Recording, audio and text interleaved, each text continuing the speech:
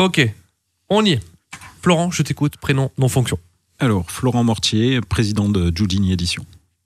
Je t'écoute. Fabien Edmond, directeur général de Giudini Édition.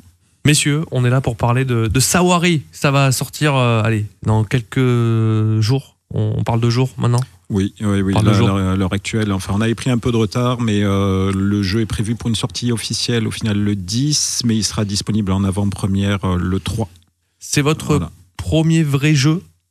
C'est notre premier vrai jeu, tout à fait. Ouais. Content, je sais pas, c'est excité. Comment on se sent quand on crée son premier jeu? Il va sortir dans les boutiques.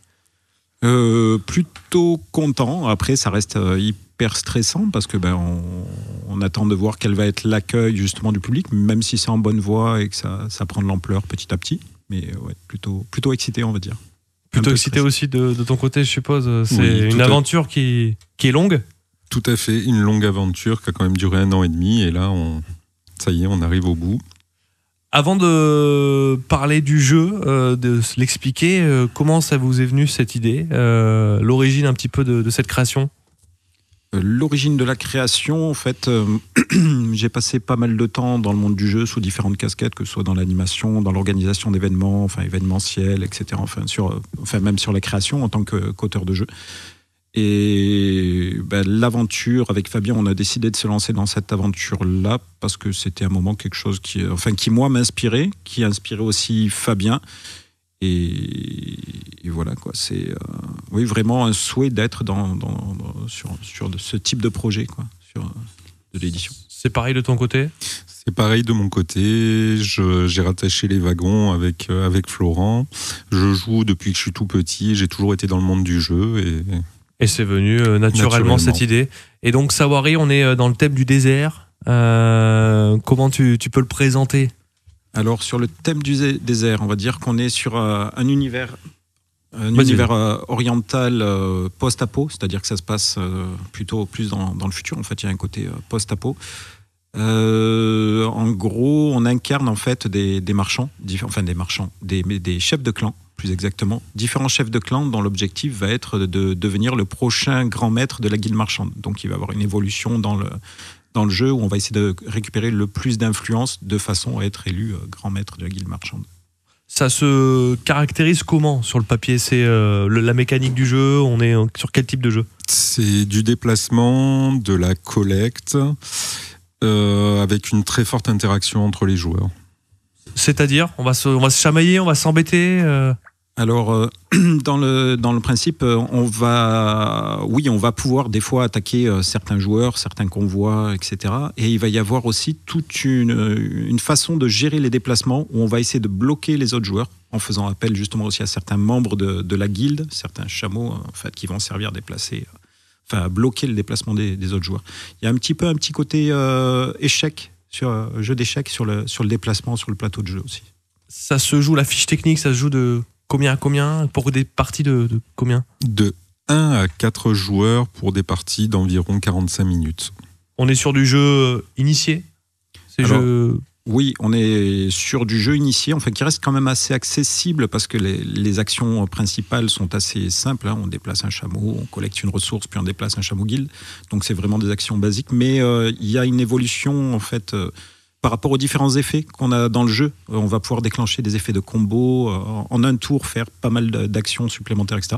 Et c'est un jeu qu'on va maîtriser de plus en plus au fil des parties, mais qui reste quand même très accessible pour un public familial. 1 à 4, version solo donc disponible. Ça, c'était une demande du marché parce le jeu solo est à la mode. Alors c'est une demande du marché, le jeu solo est à la mode, mais surtout le jeu de base a été fait de 1 à 2 joueurs et il a été étoffé au fur et à mesure pour arriver jusqu'à 4. Si on doit conseiller une config, il y a toujours une config un peu plus... même s'il y a des jeux qui marchent avec toutes les configs, mais si on doit privilégier une config, c'est à combien de joueurs? Disons que comme c'est un jeu où il y a pas mal d'interactions, c'est plus calme, on va dire, sur un mode à 2 joueurs. Après, généralement, ça se joue en duo, donc souvent en couple de joueurs, etc. C'est vrai que comme c'est un jeu à forte interaction, ça sera plus de 3 à 4 joueurs. Plus de 3 à 4 joueurs. Moi, ce qui m'avait marqué dans ma partie découverte, c'était le matériel. Il y a un vrai... il est marquant visuellement. Voilà. Qu'est-ce que vous pouvez m'expliquer sur ce matos qui est vraiment présent?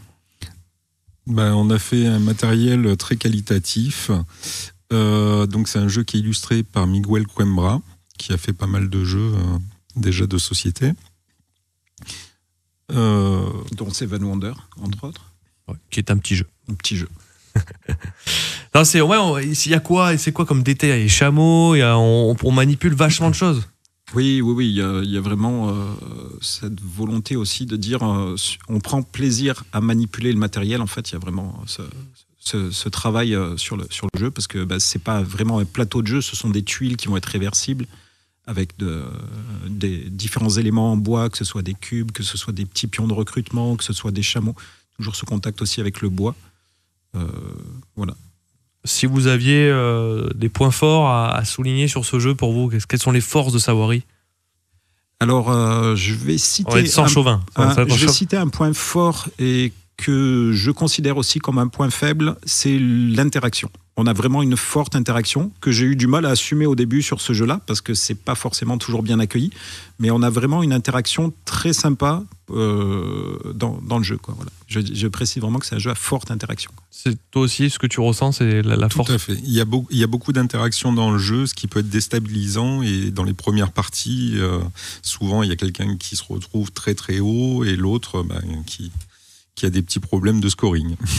Ça, c'est un peu comme tous les jeux. La première partie, on est un peu dans la découverte et puis après, on s'améliore, je suppose. C'est un jeu qui a une rejouabilité. En termes de rejouabilité, parce qu'on a plein de personnages au début qu'on choisit, c'est ça? Des clans de nomades? Alors, en effet, oui, il y a déjà de la rejouabilité sur la disposition du plateau de jeu. Sur le fait qu'on incarne des personnages qui sont asymétriques, c'est-à-dire qui ont des façons de scorer totalement différentes. Et au fur et à mesure qu'on progresse dans le jeu aussi, on va recruter des personnages qui vont être des cartes supplémentaires qui vont faire varier, qui vont donner une nuance différente aux personnages d'une partie à une autre, quoi. Ouais, c'est ça aussi. Combien de personnages différents? 6.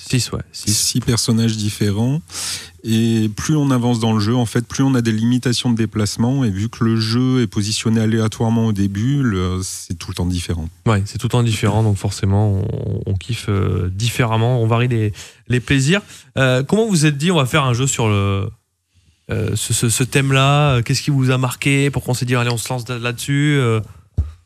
Alors, à la base, l'univers qui était proposé par l'auteur, enfin le jeu à l'époque s'appelait Sands, et c'était vraiment... L'auteur, c'était, on l'a pas précisé? Arnaud Chablot. Arnaud Chablot. Ouais, qui est un auteur qui est basé en Suisse à l'heure actuelle. Donc, par rapport à cet univers, c'est vrai qu'il était sur un univers oriental, dunes de sable, etc. C'était un univers assez classique, quand même assez basique, et nous on a voulu sortir des sentiers battus en développant un univers derrière, et qu'on développe d'ailleurs encore à l'heure actuelle, qui va être très poussé, et on va partir sur d'autres supports aussi, d'autres types de jeux, ou d'autres, que ce soit justement, je fais un peu du hors-sujet, mais que ce soit d'autres types de jeux de société, du jeu de rôle, potentiellement des romans, etc. Des extensions peut-être sur ce jeu? Suivant comment ça se passe sur Sawari, oui, l'idée c'est... On envisage déjà une extension, mais ça va dépendre de l'accueil du jeu de manière générale. Et du coup, on est parti sur un univers très riche et qui sera à découvrir au fur et à mesure, au fil des nouvelles qu'on va intégrer. Déjà, il y a une nouvelle qui est intégrée dans la boîte du jeu, qui permet de se familiariser un peu avec l'univers, et il y aura d'autres choses à découvrir. C'est un univers qui est plein de secrets, on va dire. Toutes les infos sur Sawari, on les retrouve sur quel site, quelle plateforme? Sur jodini.com, www.jodini.com. Vous êtes d'où à la base? Méreuil. Vitrolles, voilà, on est sur un jeu made in Provence, voilà, avec un Suisse au milieu. Bon voilà, c'est quand même l'auteur du jeu. Et Miguel, qui est quoi? Miguel Coimbra, il est lyonnais. Il est lyonnais, mais il doit avoir un accent portugais peut-être. Un petit peu. Ah, peut-être. Vu son. Voilà, ça, on voyage. Vous avez d'autres projets, d'autres actus en cours, des prototypes, oui. Des jeux prochains qui vont arriver l'année prochaine? Oui, on a le prochain jeu qui s'appelle à l'heure actuelle, alors c'est pas le nom définitif, il s'appelle SOS, qui a été signé avec Louis Bossard, qui est du côté de Lille, et qui potentiellement va se dérouler dans le même univers, mais dans un décor totalement différent. C'est une mécanique totalement différente qui se déroulera dans l'univers de Sawari aussi.